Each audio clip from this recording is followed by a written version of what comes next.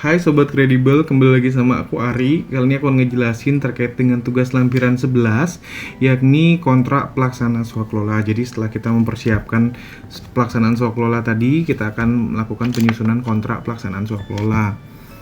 Jadi kita pertama yakni menyusun kontrak swaklola, di mana untuk melaksanakan swaklola, di sini teman-teman isikan nama kegiatannya.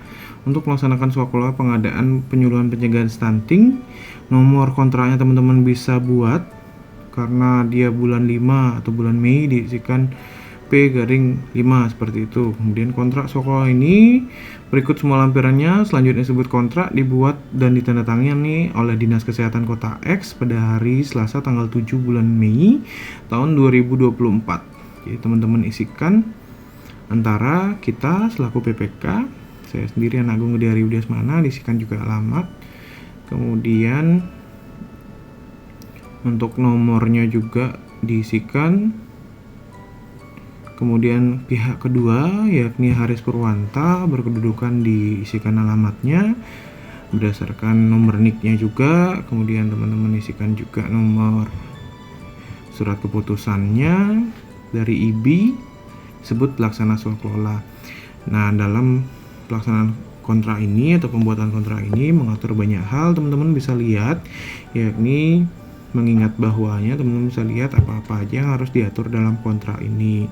Kemudian kontrak ini juga ada memuat adendum kontrak apabila ada, kemudian pokok perjanjian, SSUK, SSKK, KAK, RAB, portofolio, proposal yang sudah kita buat sebelumnya, dan juga dokumen lainnya jika perlu.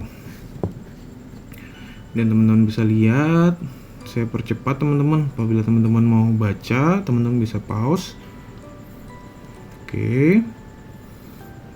Oke, kontraknya setelah mengatur hal-hal yang dirasa perlu, ditandatangani oleh saya sendiri selaku PPK dan juga pelaksana swaklola, ini Haris Purwanta.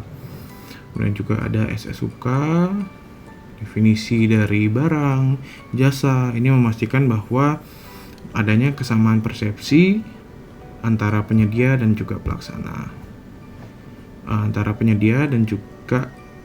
swaklola. Kemudian penerapan bahasa dan hukum, pembuatan yang dilarang dan sanksi. Kemudian korespondensi, wakil sah para pihak, perpajakan ini penting diatur dalam kontrak, pengalihan, pengabaian, kemitraan. Kemudian juga terkait dengan pelaksanaan kontrak, di mana di dalamnya memuat jangka waktu, fasilitas yang diberikan, kemudian pengadaan barang melalui penyedia, personel dan atau peralatan yang diperlukan diatur semua di sini teman-teman. Pengawasan dan pengendalian kontrak ini sebenarnya teman-teman bisa sesuaikan dan teman-teman bisa tambah terkait dengan pasal-pasal rinciannya. Kemudian perpanjangan waktu, boleh nggak sih kalau telat diperpanjang waktunya, ini bisa diatur di sini di dalam kontrak, pemberian kesempatan. Kemudian penyelesaian kontrak, di mana memuat serah terima pekerjaan, teman-teman bisa baca, layanan tambahan dan lain sebagainya. Kemudian keadaan kahar, saya percepat teman-teman, penghentian dan pemutusan kontrak, pembayaran kepada pelaksana itu penting untuk dilaksanakan, penyelesaian perselisihan apabila ada permasalahan dalam kontrak, bagaimana penyelesaiannya, kemudian hal lainnya, hak-hak, laporan hasil pekerjaan, dan kepemilikan dokumen.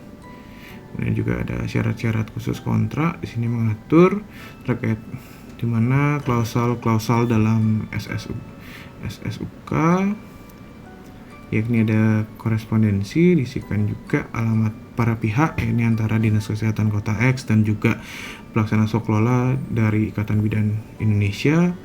Kemudian wakil sahnya di sini, tim pengawasnya diisikan yakni Dani Siswandi sesuai dengan informasi yang telah diberikan sebelumnya oleh panitia. Jangka waktunya mulai dari dilaksanakan 18 Mei 2024, pelaksanaannya 1 hari kalender sampai dengan tanggal 18 Mei 2024. Kemudian fasilitas yang diberikan oleh kita selaku PPK yakni adanya jamuan berupa kudapan bagi para peserta dan juga modul pencegahan stunting bagi ibu hamil untuk mendukung pelaksanaan penyuluhan hari ini teman-teman.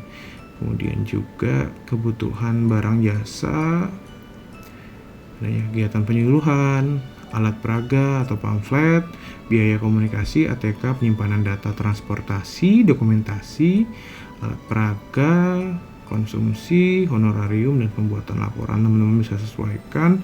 Perpanjangan waktu di sini saya buat paling lambat 1 hari.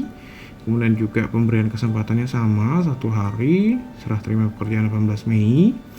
Kemudian layanan. Nah, layanan tambahannya teman-teman bisa sesuaikan. Di sini yang saya buat adalah layanan tambahan harus disediakan oleh pelaksana swakelola, yakni layanan konsultasi bagi ibu hamil melalui chat atau media chat selama 7 hari kalender sejak tanggal serah terima pekerjaan. Jadi, apabila peserta penyuluhan ada pertanyaan terkait dengan kegiatan, itu penyedia harus bersedia melayani sampai dengan 7 hari kalender ke depan dari 18 Mei.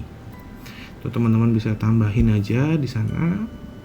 Kemudian pemutusan kontrak oleh pelaksana swakelola apabila pelaksanaan atau pekerjaan paling lama 1 hari kalender, penundaannya, kemudian batas waktu untuk penerbitan surat perintah pembayaran paling lama 7 hari kalender, yang teman-teman bisa sesuaikan.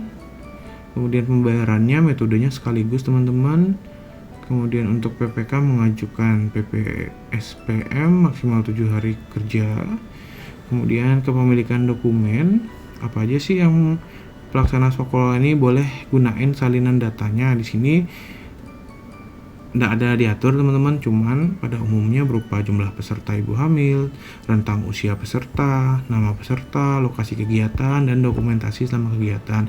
Mungkin ini dapat digunakan oleh pelaksana swakelola sebagai bahan portofolio mereka ke depan untuk pekerjaan lainnya. Seperti itu teman-teman. Oke, mungkin sekian dari saya terkait dengan penyusunan kontrak pelaksanaan swakelola. Terima kasih.